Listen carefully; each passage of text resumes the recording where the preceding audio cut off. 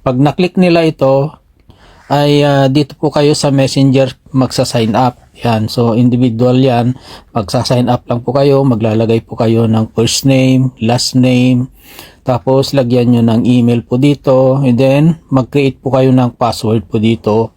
Tapos, pipiliin nyo po yung mga country kung saan po kayo. Ano? Pero dito guys, para much better kasi ay gagamitin natin dito is Chrome.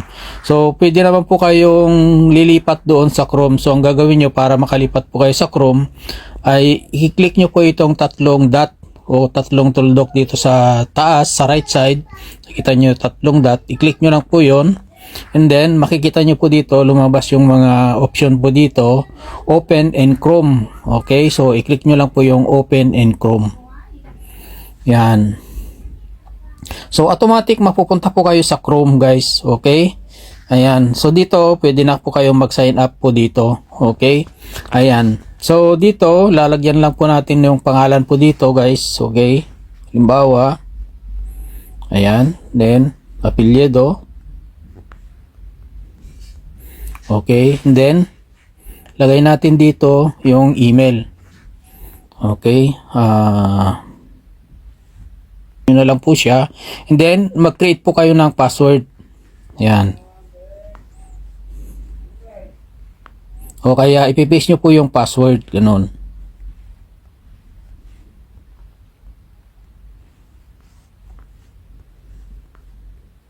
Ayan. Pagka naka-create na po kayo ng password, o kaya, ipaste nyo na po yung password nyo dito, guys. And then, itaas nyo lang po siya. Okay. Then, tapos dito, pipiliin nyo lang po dito sa country kung saan po kayo bansa naroon. Okay, yan, i-select nyo lang po yan. Then, sa akin, Spain. Yan, so lumabas po yung Spain. Click mo lang po yung Spain. Okay, and then, pipiliin nyo din po yung cellphone number. Okay, yung cellphone number ng iyong ipaparegister. Kung sino yung mag-register, yung cellphone number niya. So, ayan. Papalitan nyo lang po din po yung area code. Okay. Yan. Tapos ilalagay nyo na po yung cellphone number po dito. Ayan. Cellphone number. Wait lang, hanapin ko lang. Hindi ko matandaan. Okay.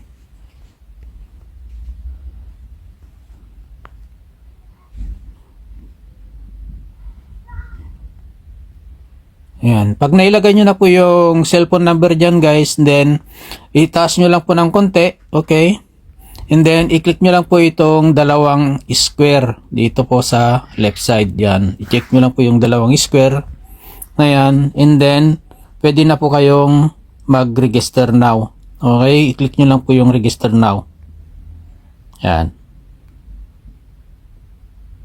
Ganun lang po kabilis guys. Check your email. So, ibig sabihin, i-check natin yung email dahil i-confirm natin yung email. Tatandaan lagi na kapag after ng inyong pagre-registered ay i-confirm nyo po yung email nyo. Dahil hindi po kayo makakalagin kung hindi nyo po i-confirm muna yung email nyo. Okay? So, pwede nyo na pong i-click itong return to login para nakahanda na po yung paglalagin nyo. Pero, bago kayo mag-login, pumunta muna po kayo doon sa email nyo. Okay, so pupunta po tayo sa email.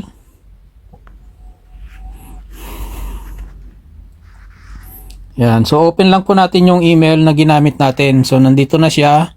Notification, welcome Marlo. Sabi niya. So, dito. Yan guys. So, i-verify lang po natin. Verify your email. So, verify account. So, i-click lang po natin itong verify account. Ayan. So, ayan guys. Email verified. So, ibig sabihin na verified na yung kanyang email. Okay. Ngayon, continue to login. Pwede nyo din po itong i-continue to login at pwede na po kayong mag-login. Ayan. Ngayon, maglalagin na po tayo guys. Okay. Lagay lang po natin yung email na ginamit natin. O kaya ipipaste nyo lang po yung email. Tapos, ilagay natin yung password. O kaya, ipipaste natin yung password. Ayan. Pag na-paste nyo na po yung password guys, and then, nasa inyo na po dito sa remember me, nasa inyo na po kung gusto nyo pong i-remember o hindi, para hindi pag login po kayo dito ay hindi po kayo type ng type, okay? So yan. So remember ko lang po siya para hindi ako type ng type, ayan. Okay, and then i-click na natin yung login.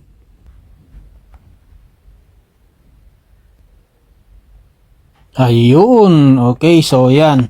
So nakagawa na tayo ng ating account sa Stratify, okay? Ngayon guys, para makapag-register po tayo sa Tag Market, itaas lang po natin dito guys.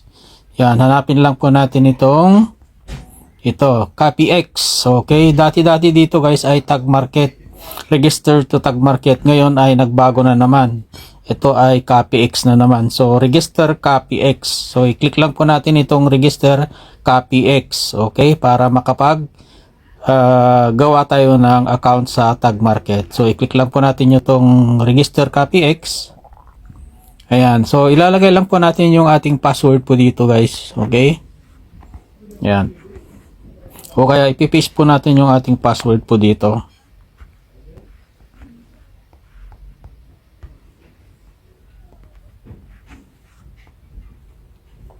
Ayan, pag na-paste na natin yung ating password, okay? And then, dito nakikita nyo dito sa baba guys, sync account. Okay? Kailangan i-synchronize natin yung account natin para magparehas po yung ating username sa Stratify at saka dito sa Tag Market. Para yung mga invites po natin ay mapupunta po doon sa structure natin. Makikita natin sa ating mga structure. Kung hindi natin isi-synchronize yung ating account dito, ay lahat ng nagsasign up sa ating mga invites ay hindi natin makikita doon sa ating structure doon sa Stratify. Okay? Ngayon, i-click na natin itong sync account. Ayan. Yun, successful. Okay, kita nyo? Successful na guys. Okay, synchronize, successful. So, i-click lang po natin itong bilog po dito na puti. I understand that I need to review my email and validate my password to finish the Tag Market activation. Okay, so i-click lang po natin itong bilog. I-check lang po natin yon, tapos i-close natin. And then, pagkatapos na may close natin, guys, pumunta ulit tayo sa ating email. Okay, i-verify natin ulit doon sa ating email. Ayan. Back lang natin dito. Ayan. So, nandito guys, Tag Market email validation. Okay, i-click lang po natin ito. Then, taas natin ito. I-confirm lang po natin itong email address para makapag-login po tayo sa ating account sa Tag Market. Okay? So, yan. I-click natin itong confirm email address. Yun. So, lumabas na po itong website ng Tag Market. Yan. So, hintayin lang po natin guys. Okay. Yun. So, success guys. Yung labo na itong ribbon ko. Ayan. So, nakagawa na tayo guys ng ating account sa Tag Market. So, ito na po. Ito na po yung ating account sa Tag Market. Okay. So, yan. Pwede natin i-click yung 4 lines doon sa baba ng tatlong tuldok o dot. Tapos makikita na natin itong dashboard, my profile, Tag Wallet, account, partner, support, my report, MetaTrader 5, useful tools, social trading, 12 times funded, Amplify, Academy, and CopyX. Okay, ngayon ay ang gagawin natin dito after tayo makagawa ng account natin sa Tag Market is download po tayo o mag-upload po tayo ng ating KYC o documents, ID documents.